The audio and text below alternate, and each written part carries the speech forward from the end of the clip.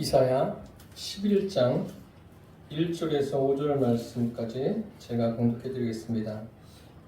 이새의 줄기에서 한 싹이 나며 그 뿌리에서 한 가지가 나서 결실할 것이요 그의 위에 여호와의 영 곧 지혜와 총명의 영이요 모략과 재능의 영이요 지식과 여호와를 경외하는 영이 강림하시리니 그가 여호와를 경외함으로 즐거움을 삼을 것이며 그의 눈에 보이는 대로 심판하지 아니하며 그의 귀에 들리는 대로 판단하지 아니하며 공의로 가난한 자를 심판하며 정직으로 세상의 겸손한 자를 판단할 것이며 그의 입의 막대기로 세상을 치며 그의 입술의 기운으로 악인을 죽일 것이며 공의로 그의 허리띠를 삼으며 성실로 그의 몸의 띠를 삼으리라.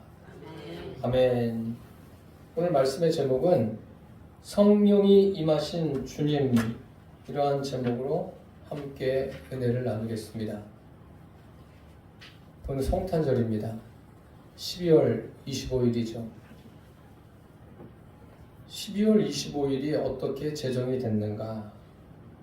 이것을 가지고 이단들이 시비를 거는 경우가 종종 있습니다. 성탄을 12월 25일로 처음 말한 사람이 있습니다. 초대교회 신학자였던 히폴리투스라는 사람입니다.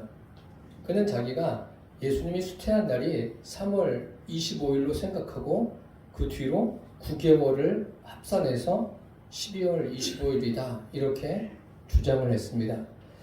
히폴리투스가 이렇게 주장을 하는데 다른 신학자들은 그 주장을 따르지 않고 다른 생각을 합니다. 그 다른 생각이란 게 무엇이냐면 그 당시에 로마 제국의 태양신이 있었습니다. 미트라스라는 태양신을 섬기고 있었고 태양신을 섬기면서 12월 25일을 그 태양신 숭배의 날로 그들이 제정해서 섬기고 있었습니다. 이것을 교황이 태양신을 숭배하는 날을 그리스도를 경배하는 날로 바꾸자 그래가지고 12월 25일로 제정을 합니다. 그래서 그것을 많은 신학자들이 수용하고 따랐습니다. 그래서 오늘날에 이렇게 전해지고 있는 겁니다. 태어난 날이 며칠이냐, 언제냐, 이것보다 더 중요한 것은 성탄이 도대체 무엇이냐, 이 의미를 제대로 알고 저와 여러분이 주님을 섬기게 되시기를 바랍니다. 첫째로 성탄은 예수 그리스도 자신을 믿게 하는 것이 목적입니다. 무엇이라고요? 예수 그리스도 자신을 믿는 거예요. 예수 그리스도 자신. 사람들은 자기가 좋아하는 사람을 자랑할 때 어떻게 자랑합니까? 있는 것을 가지고 이야기를 하지만 그것만이 아니라 더 덧붙여가지고 이야기하는 경우가 많습니다. 위인전이 그런 것 아닙니까? 위인들의 전기. 위인들은 참 대단한 사람입니다. 보통 사람들보다는 좀 뛰어나다 할 수 있는데 그 전기를 가만히 읽어보면 저도 위인전들의 전기를 굉장히 많이 읽어봤는데 야 어떻게 사람이 이럴 수가 있을까 그런 생각을 참 많이 했는데 어른이 돼서 보니까 대부분 참 조금 부풀려서 기록을 하는 경우가 많이 있습니다. 위인 중에 한 사람인 석가모니를 보십시오. 여러분들도 아시는 대로 태어나자마자 동서남북을 보면서 7걸음을 걷고 천상천하 유아독존. 또 어떤 사람은 뭐 아래서 태어난 사람들이 있고 어떤 사람은 곰하고 결혼해서 나라를 세우기도 하고 참 보통 사람이 아니죠. 대단한 사람입니다.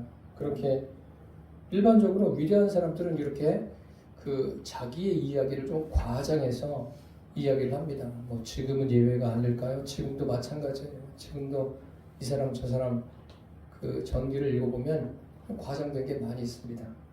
사실 그렇게 따지고 보면 예수 그리스도보다 더 위대한 분이 있을까요? 세상에? 예수 그리스도보다 위대한 분은 없습니다. 예수 그리스도가 왜 위대하십니까? 하나님이시면서 사람이시고 이 땅에 인생들을 구원하시기 위해서, 구체적으로 말씀드리면 하나님과 인생을 연결하시기 위해서 이 땅에 오셨기 때문에 그분보다 귀한 분이 없습니다. 석가모니가 태어나자마자 7걸음을 걸었어요. 대단하죠? 걸었으면 예수님은 태어나자마자 100m를 막 0.5초에 주파해야 돼. 그런 내용들이 성경에 막 기록되어 있어야 되는데 예수님에 대해서는 그런 이야기는 기록되어 있지 않습니다. 여러분, 예수님이 태어났을 때 가장 큰 기대를 하고 또 가장 큰 실망을 한 사람이 누구일까요? 마리아일 것입니다. 마리아는 예수님이 태어나실 것을 하나님께로부터 직접 들은 거예요. 성령으로 잉태돼서 태어날 아기가 메시아다, 구주다, 그것을 다 알고 있었습니다. 그런데 그렇다면 예수님이 어디에 태어나야 됩니까? 예루살렘도 중심에서, 그것도 태어날 때 막 금침대 같은 데서 태어나야 되지 않습니까? 그런데 외양간에서 태어나십니다. 이게 웬일입니까? 외양간, 마구간에서. 이분이 하나님이신데 마구간에서 태어났어요. 사람이면서 하나님이세요. 성경은요, 조금도 보태거나 더하지 않습니다. 있는 그대로 말씀하고 있습니다. 우리가 위인전을 보시면 위대한 사람들은 과장할수록 좋아요. 왜 그런가 하면 사람들이 그것을 읽고서 나도 이 사람의 가르침이나 삶을 본받아야 되겠다. 그 사람의 가르침과 삶, 그 사람 자신은 중요하지 않아요. 그 사람이 어떻게 살았는가, 무엇을 가르쳤는가, 그것을 본받아야 되겠다. 그렇게들 결심을 합니다. 그러나 예수 그리스도는 다릅니다. 우리는 예수 그리스도의 삶을 본받는 게 아니에요. 정확하게 아십시오. 예수 그리스도의 어떤 발자취를 따라가는 게 아니라 예수 그리스도 자신을 믿는 거예요. 무슨 말씀인지 이해가 되십니까? 이것이 중요한 거예요. 믿음이란 것은 예수님 자신, 그분을 나의 주님으로 믿는 거예요. 그래서 성경은 예수님을 뭐라고 말합니까? 신랑이라고 말해요. 그래서 예수님을 신랑이면 결혼의 대상 아닙니까? 예수님이 결혼의 대상이에요. 결혼의 대상인데 그분이 어떤 분이십니까? 요한복음에 보면 영생은 유일하신 참 하나님과 그가 보내신 예수 그리스도를 아는 것이다. 이렇게 말씀하고 있어요. 예수 그리스도를 아는 것, 그분을 아는 것이 영생입니다. 그러니까 결혼의 대상이신 예수님에 대해서 우리가 제대로 알아야 돼요. 근데 이것을 제대로 알지 못하는 사람이 적지 않습니다. 결혼의 대상. 결혼 대상이면 여러분들은 무엇을 보시겠습니까? 나의 결혼 대상. 얼굴을 봅니까? 그의 돈을 봅니까? 그의 지식을 봅니까? 그의 여러 가지 기타 등등 배경을 봅니까? 아니에요. 그 사람 자신을 볼 수 있어야 돼요. 우리는 예수님이 어떤 분이신가를 제대로 알고 주님을 섬기게 되기를 바랍니다. 우리가 예수님을 믿는다고 할 때 그 믿는 것은 무엇입니까? 예수님 자신을 믿는 거예요. 둘째로 성탄은 완전한 인간이며 완전한 하나님으로 오셨음을 알게 합니다. 메시아는 정말 신비한 존재입니다. 완전한 사람이시면서 완전한 하나님으로 오셨습니다. 그렇기 때문에 예수 그리스도를 아는 데 있어서 과장해서도 안 되고 또 모자라서도 안 돼요. 있는 그대로. 예수 그리스도를 있는 그대로 알 수 있는 것은 성경 외에는 없습니다. 성경에는 예수 그리스도가 어떤 분이신가 우리에게 정확하게 말씀해주고 있습니다. 그 유대인들이 메시아를 대망한다. 그런 대망 사상을 가지고 있는데 잘못된 것이 무엇인지 아십니까? 자기들 나름대로 메시아를 정해놔요. 메시아는 이러이러해야 된다. 그래서 기다리는 거예요. 그런데 우리는 어떻습니까? 지금도 많은 분들이 하나님에 대해서 하나님은 이렇게 돼야 돼. 이렇게 하셔야 돼. 자기 나름대로 하나님을 정해놓은 거예요. 그래서 어떤 사람이 내가 만든 하나님 이렇게 책을 쓰기도 했는데 하나님을 만들어 놓고 하나님은 이런 분이셔야 되지 않을까 그렇게 만들어가는 사람들이 지금 많습니다. 예수님은 어떤 분이십니까? 성경에 보면 구약 성경에 기름 부음을 받은 분, 메시아 아닙니까? 예수님이 메시아예요. 메시아는 기름 부음을 받은 자, 헬라어로 하면 그리스도라고 합니다. 누구에게 기름을 붓는 거예요? 완전한 육신을 가진 사람에게 기름을 붓는 거예요. 그러면 예수님이 완전한 사람으로, 완전한 하나님으로 오셨는데 완전한 사람의 의미와 완전한 하나님의 의미가 무엇인가를 말씀드리겠습니다. 오늘 본문은 가만히 보시면 누구도 이의를 제기할 수 없을 만큼 메시아의 정체성 그것을 명확하게 우리에게 제시해주고 있습니다. 도대체 메시아가 어떤 분인가 아주 명확하게 말씀하고 있어요. 11장 1절 말씀을 같이 읽겠습니다. 이새의 줄기에서 한 싹이 나며 그 뿌리에서 한 가지가 나서 결실할 것이요. 이새의 줄기에서, 이새의 뿌리에서, 이새의 줄기. 그러니까 육신의 예수는 어떤 존재라는 거예요? 보잘것없는 거예요. 이새가 누구죠? 다윗의 아버지예요. 다윗의 아버지인데 목동 아닙니까? 그분도 목축업을 하는 분이에요. 그러니까 무슨 그 당시에 별 볼 일 있었겠어요? 별 볼 일 없는 분이에요. 거기에서 태어난다? 그럼 그 육신은 우리가 볼 때 보잘것없는 분인 거예요. 이새의 줄기에서, 이새의 뿌리에서. 다윗이라고 하지 않았습니다. 다윗이라고 하면 사람들이 더 많이 이것을 가지고 고민하게 되는 거예요.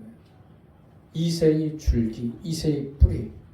누가 뭐래도 예수님의 육신은 뭐예요? 보잘것없는 거예요. 육신 자체를 막 우상화해서는 안 돼요. 육신은 아무것도 아니에요. 육신은 인간이에요. 인간으로 오신 거예요. 우리하고 똑같이 사람으로 오셨는데 차이점이 뭐죠? 그분은 죄가 없으신 분이에요. 또 성령으로 잉태되셨다. 그것이 차이점이지 육신은 우리의 육신을 입고 오셨어요. 그러니까 예수님도 어려운 일 있을 때 어려워하지 않습니까? 십자가 못 박힐 때도 보십시오. 완전 사람 아닙니까? 완전 사람이에요. 그 연약함. 때리면 맞고 또 여러 가지 고난을 겪으면 아파하시고 울기도 하시고 우리하고 똑같은 사람입니다. 그런데 오늘 본문에 이새의 후손, 이새의 자손 이렇게 말하지 않습니다. 왜 그렇게 말하지 않을까요? 뭐라고 말하고 있습니까? 이새의 줄기에서 한 싹이 나고 이새의 뿌리에서 한 가지가 난다. 식물처럼 표현하고 있어요. 이렇게 식물처럼 연약한 게 또 어디에 있겠습니까? 그 푸른 잘 먹는 동물들이 있죠. 토끼 같은 그 연약한 동물들도 풀을 먹고 살지 않습니까? 그 토끼가 먹을 만한 풀이에요. 그런 존재입니다. 그런데 그 근원이 무엇이죠? 풀의 근원은 땅입니다. 흙이에요. 이처럼 예수님의 육신은 참 보잘것없는 아무것도 아니에요. 흠모할 만한 게 하나도 없어요. 그게 이사야 53장에도 우리에게 말씀해주고 있습니다. 이것을 저와 여러분이 기억하셔야 돼요. 식물이란 게 무슨 의지가 있습니까? 땅에서 있는 영양분을 빨아들이고 싹을 틔우고 꽃을 피우고 열매를 맺는 아무것도 아니죠. 이것을 또 어떤 의미로 말씀드릴 수 있냐면 자기 의지가 아무것도 없는 거예요. 육신적으로 자기가 완전히 부인되었다라고 말씀드릴 수가 있습니다. 오늘 1절 말씀이 그런 거예요. 육신으로 오신 예수님은 어떤 분이라고요? 육신 자체에는 어떤 능력이 하나도 없는 거예요. 능력이 없고 자기를 부인하기까지 하시는 그런 분이 육신으로 오신 예수님입니다. 그러면 그 예수님이 어떻게 하나님이신가? 그 부분에 대해서도 오늘 본문에 기록되어 있습니다. 그래서 신학적으로는 예수님이 육신으로 오셨다. 이것을 예수님의 인성이라고 표현하고 예수님이 하나님이시다. 이것을 예수님의 신성이라고 말합니다. 그러면 예수님의 신성은 어느 정도냐? 어떤 것이 예수님의 신성이냐? 오늘 본문 2절 말씀을 같이 읽겠습니다. 그의 위에 여호와의 영, 곧 지혜와 총명의 영이요 모략과 재능의 영이요 지식과 여호와를 경외하는 영이 강림하시리니. 그 위에 뭐가 강림한다고요? 여호와의 영이 강림한다. 여호와의 영이 강림하신 분이 예수 그리스도예요. 예수님의 신성입니다. 지금 꼭 제가 설교한 게 성경 공부하는 것 같아요. 여호와의 영이 임한 거예요. 여호와의 영이 누구시죠? 성령 하나님이십니다. 성령이 임하신 분이 예수 그리스도예요. 그래서 이 성경에서 성령을 빼면 예수님도 뭐 말씀을 들을 수가 없어요. 예수님도 이런 말씀을 하신 적이 있어요. 내가 성령을 힘입어 귀신을 쫓아낸다. 이렇게 말씀하셨어요. 지금도 사실 어떤 하나님께로부터 은사를 받은 분들이 있어요. 뭐 병 고치는 은사도 있고 그 외에 여러 가지 은사를 방언도 하고 방언 통변도 하고 다양한 은사를 받는 분들이 있는데 그 사람 자체는 특별하지 않아요. 그 사람 자체는 그냥 사람입니다. 그런데 성령이 그에게 역사하시는 거예요. 그러니까 사람에게서 자랑할 게 있습니까? 사람이 우쭐댈 게 있어요? 아무것도 없는 거예요. 이런 것들을 분명하게 해두지 않으면 안 돼요. 예수 그리스도의 하나님 되심은 오직 성령으로 되는 거예요. 예수님의 그 능력도 오직 성령으로 되는 거예요. 다른 방법은 없습니다. 여호와의 영이 임하신 거예요. 세례 받으실 때도 요한에게 세례 받으실 때도 하나님의 영이 임하시지 않습니까? 그런 거예요. 말씀하실 때도 예수님도 그런 말씀하셨어요. 그 말씀하시는 것조차도 아버지께로부터 받아서 말씀하신다. 즉 성령의 역사하심으로 예수님이 말씀하신다. 이렇게 성경이 말씀하고 있습니다. 그러니까 예수님은 완전한 사람이시면서 완전한 하나님으로 이 땅에 오셨습니다. 그러니까 예수님이 부활하셨을 때 그 부활의 모습은 그 예수님의 육신의 모양하고는 다른 거예요. 참 사람들이 어떻게 이해하냐면 그러니까 뭐 드라마를 만든다든지 영화를 제작하는 사람들이 사람들의 상상을 완전히 그냥 어떤 한 가지에 고착되게 만들었어요. 우리 영혼이 어떻게 생겼을까요? 예를 들어서 제 영혼이 어떻게 생겼을까요? 제 영혼이 그냥 이 몸에서 영혼이 싹 나오면 이 몸하고 이 얼굴하고 똑같이 생겨가지고 좀 흐릿흐릿하게 한 게 제 영혼일까요? 저는 그렇지 않다고 생각합니다. 제 영혼은 또 다른 모습이 아닐까. 예수님의 부활하신 몸은 달라요. 다른 몸입니다. 그것을 우리가 꼭 아셔야 돼요. 그래서 예수님은 이 땅에 오신 예수님은 완전한 사람으로 오셨고 그 사람은 아무런 능력이 없는 거예요. 그리고 또 그분은 완전한 하나님으로 하나님의 영이 임하신 분이 예수님이십니다. 끝으로 성탄은 인생에게 최고의 즐거움을 알게 해줍니다. 여러분 인생 최고의 즐거움이 무엇입니까? 제가 질문하면 각자 대답할 말씀들이 있을 거예요. 최고의 즐거움. 그게 무엇일까요? 이 성탄절이 되면 많은 사람들이 굉장히 들떠 있어요. 저 어릴 때는 그냥 온 동네 사람들이 다 들떠 있어요. 밖에다가 이제 전파사라고 그러나요? 스피커를 밖에 내놓고 성탄 캐롤을 막 틀어요. 뭐 찬양도 틀고 캐롤도 틀고 그래서 그냥 온 사람들이 그냥 들떠서 하루 이틀을 보냅니다. 지금은 그렇게 하지 않지만 그래도 즐거움이 뭐죠? 그 성탄을 보내면서 뭐 가족끼리 모여서 파티를 한다. 그것도 즐거움이 되겠죠.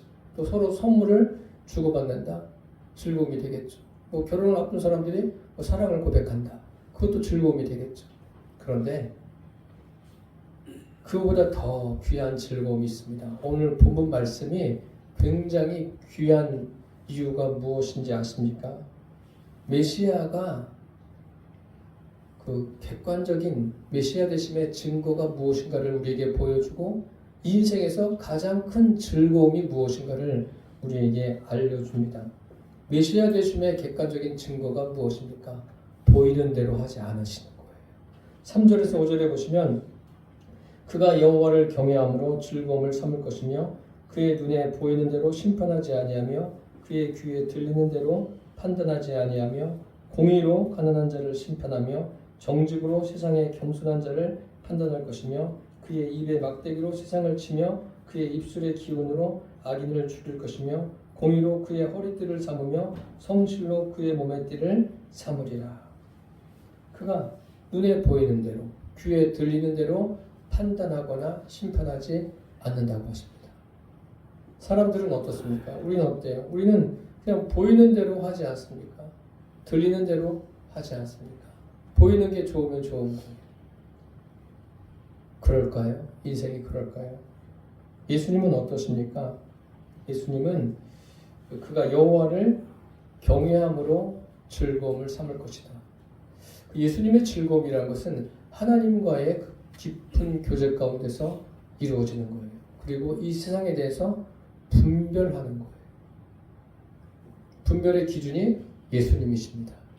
여러분 참 지금은 어려운 시대를 우리가 살고 있습니다. 세상적으로도 어렵고 대한민국도 어렵고 뭐가 어려운 거냐면요.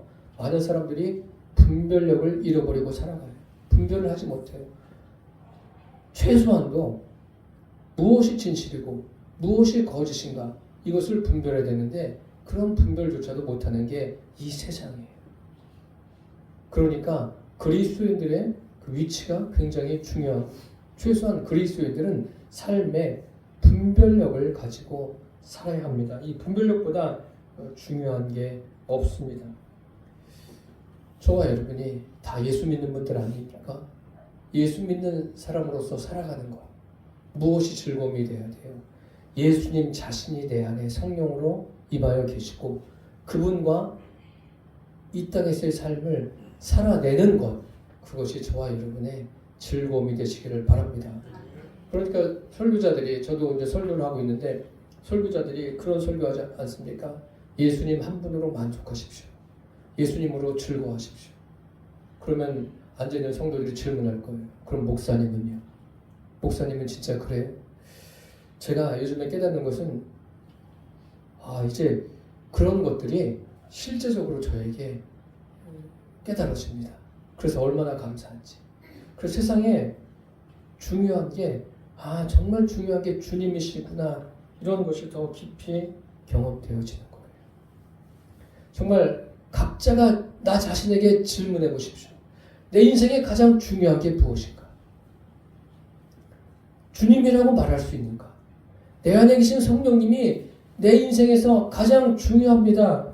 이렇게 말씀하실 수 있습니까? 그렇게 돼야 돼요. 오늘 본문의 논리대로라고 하면 내 마음대로 하는 것이 강하면 강할수록 주님과 지내는 것은 점점 멀어지는 거예요. 반대로 내 마음에 일어나는 것들이 주님께 더 가까워지고 내가 주님께 더 집중해야 되겠다. 이런 것이 더 가까워지면 그 사람은 정말 주님을 진심으로 섬기는 사람이라 할 수 있습니다. 세상에 가장 큰 즐거움이 무엇입니까? 주님이 내 안에 계신 거예요. 내가 그분과 함께 이 세상을 살아가는 것 이것이 가장 인생에서 큰 즐거움인 줄 믿습니다. 여러분도 그렇게 되시기를 바랍니다. 예수님도 그러셨어요. 오늘 본문에 오직 여호와를 경외하는 것이 즐거움이다 이렇게 말씀하고 있지 않습니까? 우리가 인생을 살아가면서 점점 주님과 하나 되는 것, 하나 되어서 내가 인생을 살아가는 것 이것이 즐거움이 되시기를 바랍니다. 사랑하는 성도 여러분, 육신적으로 누릴 수 있는 즐거움들은 참 많습니다. 그렇지만 그것은 잠깐이에요. 많은 사람들이 거기에 매달려서 죽을 때까지 살아가는 거예요. 그게 진짜 기쁨인 줄 알고 속아서 사는 거예요. 아니에요, 여러분. 그것은 잠시 잠깐입니다. 아침 안개와 같이, 아침 이슬과 같이 그림자처럼 잠깐 있다가 사라지는 거예요. 얼마나 많은 사람들이 지금도 거기에 목매어서 살고 있지 않습니까? 그들이 불쌍하지 않습니까? 저는 그렇습니다. 갈수록 그런 분들이 불쌍해요.